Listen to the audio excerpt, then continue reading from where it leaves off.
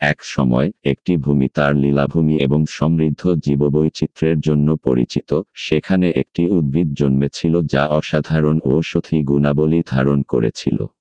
তিল নামে পরিচিত এই উদ্ভিদটি এই অঞ্চলে বসবাসকারী প্রাচীন সভ্যতাগুলির দ্বারা মূল্যবান ছিল, কারণ তারা এর অসংখ্য স্বাস্থ্য উপকারিতা আবিষ্কার করেছিল। তিলের গল্পটি একটি ছোট গ্রামের কেন্দ্রস্থলে শুরু হয়, যেখানে আর্য নামে একজন বিজ্ঞ বুড়ো ভেষজবিদ গভীর বোঝার অধিকারী ছিলেন।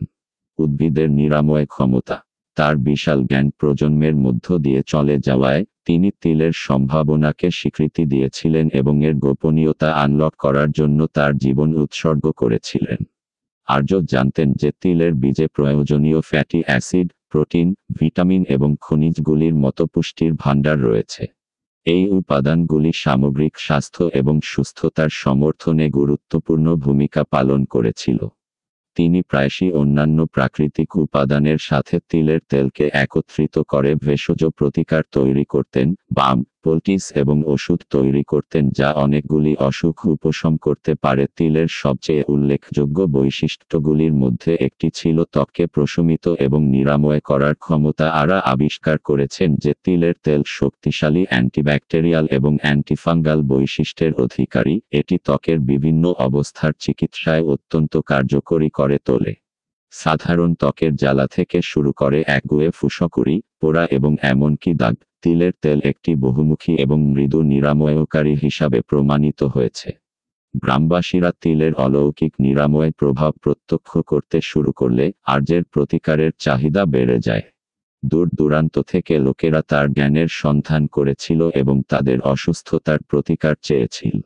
একজন দক্ষ ভেষজবিদ হিসাবে আরিয়ার খ্যাতি দাবানলের মতো ছড়িয়ে পড়ে এবং তার ছোট্ট গ্রামটি নিরাময়ের জন্য একটি আলোড়ন কেন্দ্রে রূপান্তরিত হয়েছিল। এটি কেবল বাহ্যিক অসুস্থতা ছিল না যা তিল তার ঔষধি দক্ষতার সাথে সম্বোধন করেছিল। আর্য আরও গবেষণা পরিচালনা করেছেন এবং আবিষ্কার করেছেন যে তিলের শক্তিশালী প্রদাহ বিরোধী বৈশিষ্ট্য রয়েছে, যা এটি জয়েন্টের ব্যথা, বাত এবং এমনকি হজমের ব্যাধিগুলির জন্য একটি আদর্শ প্রতিকার করে তোলে।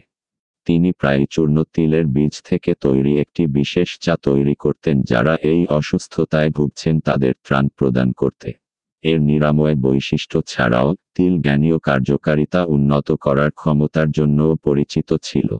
প্রাচীন গ্রন্থগুলি মানসিক স্বচ্ছতা, স্মৃতিশক্তি এবং ফোকাস বৃদ্ধিতে তিলের ভূমিকার কথা বলেছিল। আর্যের ভেষজ উপাদান যা তিলকে অন্তর্ভুক্ত করে পণ্ডিত এবং ছাত্রদের মধ্যে তাদের বৌদ্ধিক ক্ষমতা বৃদ্ধির জন্য জনপ্রিয় হয়ে ওঠে। কিন্তু তিলের উপযোগিতা সেখানেই শেষ হয়নি। আর্য গ্রামবাসীদের তাদের প্রতিদিনের খাবারে কিভাবে তিল ব্যবহার করতে হয় তা শিখিয়েছিলেন। এই ছোট বীজগুলি যখন পেস্ট করা হয় বা খাবারের উপর ছিটিয়ে দেওয়া হয়, তখন একটি অনন্য স্বাদ প্রোফাইল যোগ করে এবং প্রয়োজনীয় পুষ্টির একটি ঘনীভূত উৎস সরবরাহ করে।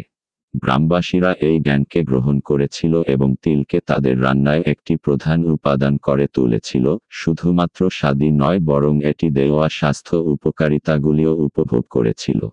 সময়ের সাথে সাথে আর্যের জ্ঞান দূরবর্তী দেশ থেকে পণ্ডিত এবং নিরাময়কারীদের দৃষ্টি আকর্ষণ করেছিল। তারা তার গ্রামে ভ্রমণ করেছিল, তার জ্ঞান থেকে শিখতে এবং তাদের নিজস্ব অন্তর্দৃষ্টি ভাগ করে নিতে আগ্রহী। একসাথে তারা তিলের ঔষধি গুণাবলীর জটিল প্রকৃতি উন্মোচন করেছে, জ্ঞান বিনিময় করেছে এবং এর ব্যবহার সম্প্রসারণ করেছে। এই অসাধারণ উদ্ভিদের কথা সারা বিশ্বে ছড়িয়ে পড়ে এবং তিল ঐতিহ্যগত এবং আধুনিক ওষুধ উভয় ক্ষেত্রেই একটি অত্যন্ত চাওয়া পাওয়া উপাদান হয়ে ওঠে। ক্যাপসুল এবং নির্যাস থেকে শুরু করে সৌন্দর্যপূর্ণ এবং ভেষজ প্রতিকারে এর উপস্থিতি বিভিন্ন আকারে পাওয়া যেতে পারে। তিল সত্যিই নিরাময় এবং সুস্থতার প্রতীক হয়ে উঠেছে। আর তাই তিলের ঔষধি গুণের গল্প বলা চলে প্রজন্ম থেকে প্রজন্মে। এর উত্তরাধিকার বেঁচে থাকে, প্রকৃতি এবং মানব স্বাস্থ্যের মধ্যে গভীর সংযোগের কথা আমাদের মনে করিয়ে দেয়। সম্ভবত একদিন আধুনিক বিজ্ঞান তিলের আরও অনেক গোপনীয়তা আনলক করবে, মানবতার উপকার করার সম্পূর্ণ সম্ভাবনা প্রকাশ করবে।